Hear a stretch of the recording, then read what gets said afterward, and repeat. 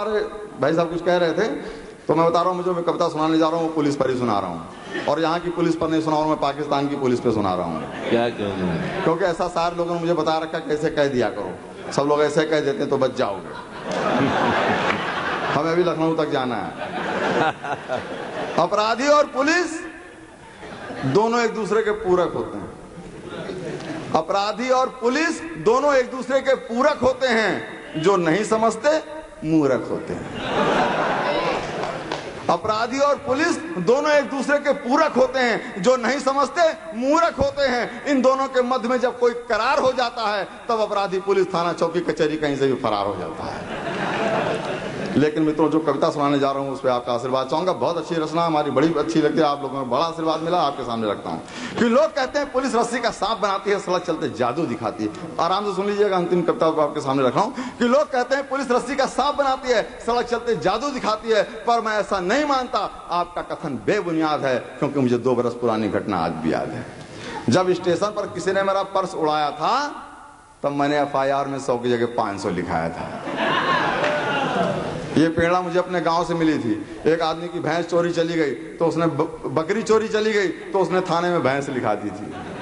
अब दरोगा जी कहाँ से ढूंढ के दें, उन्होंने एक गधैया पकड़ ली, कहा ले अपनी भैंस पकड़। बोला हुजूर ये मेरी भैंस नहीं। उन्होंने 20 लाठी मारी, बोला हाँ हुजूर ये मेरी भैंस है, 20 लीटर दूध भी देती है। तो जैसा हम लोग करते हैं दरोगा जी को ऐसे करते हैं। तो उसी पर एक कविता एक बन गई है, बिल्कुल सच्ची घटना पर आधारित है। कि लोग कहते हैं पुलिस रस्सी का सांप बनाती है, सड़क चलते जादू दिखाती है, पर मैं ऐसा नहीं मानता। आपका कथन बेबुनियाद है, क्योंकि मुझे 2 बरस पुरानी घटना आज भी याद है। जब स्टेशन पर किसी ने मेरा पर्स उड़ाया था तब मैंने FIR में 100 की जगह 500 लिखाया था। 4 दिन बाद ही कमाल हो गया, गिरे कट मेरे घर पहुंच गया। 4 दिन बाद ही कमाल हो गया, गिरे कट मेरे घर पहुंच गया। बोला भैया माफ करना, मैं वही हूं जिसने आपका पर्स उड़ाया था। ये तो आप भी जानते हैं मैंने उसमें कितना कमाया था। ये तो आप भी जानते हैं मैंने उसमें कितना कमाया था, पर आपने मुझे खूब फंसाया है। ये FIR में 100 की जगह 500 लिखाया है। अब ताली बजनी चाहिए, यहाँ पर बजती है। एक बार मैं कलकत्ता गया था तो हमारे एक मित्र ने कहा कि वहां बता दिया करो यहाँ बस्ती तो बच जाएगी। तो हमने कहा ठीक है वहां बता दूंगा। फिर वहां बताया कि यहाँ बस्ती तो वहां बच गई। FIR में 500 लिखाया है। अब पुलिस मुझे उल्टा टांग रही है, 250 मांग रही है।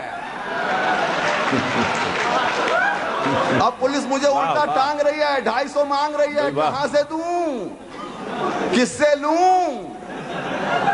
ये सभी ऐसा करने लग जाएंगे हम तो मर ही जाएंगे। इस महंगाई में क्या कमाएंगे, क्या खाएंगे? 100 रुपए मिलेंगे पुलिस को देने के लिए, 150 कहां से मिलाएंगे? ऐसा कीजिए आप ही 150 ले लीजिए। ऐसा कीजिए आप ही 150 ले लीजिए, FIR कैंसिल करा दीजिए।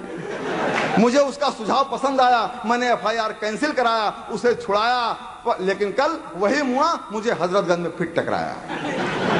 मैंने पूछा किसे सूंघ रहे हो? क्या उसी जुगाड़ में घूम रहे हो? किसे सूंघ रहे हो? क्या उसी जुगाड़ में घूम रहे हो? गिरे कट बोला भाई साहब लानत भेजिए उस धंधे को, पांव छूने दीजिए इस बंदे को। हुजूर वो जेब आखिरी थी जो मैंने आपकी काटी थी। अब मैं आपके गुरुमंत्र का पूरा फायदा उठाता हूं, अब मैं जेब काटता नहीं कटाता हूं। आपके गुरुमंत्र का पूरा फायदा उठाता हूं, अब मैं जेब काटता नहीं कटाता हूं। FIR में 100 की जगह 1000 लिखाता हूं। वाह वाह। FIR में 100 की जगह 1000 लिखाता हूं। पुलिस का ढर्रा और देसी ठर्रा वही है, कोई ना कोई फंस जाता है, महीने में 2-4 हजार मिल जाता है। जय हिंद। क्या कहने हैं।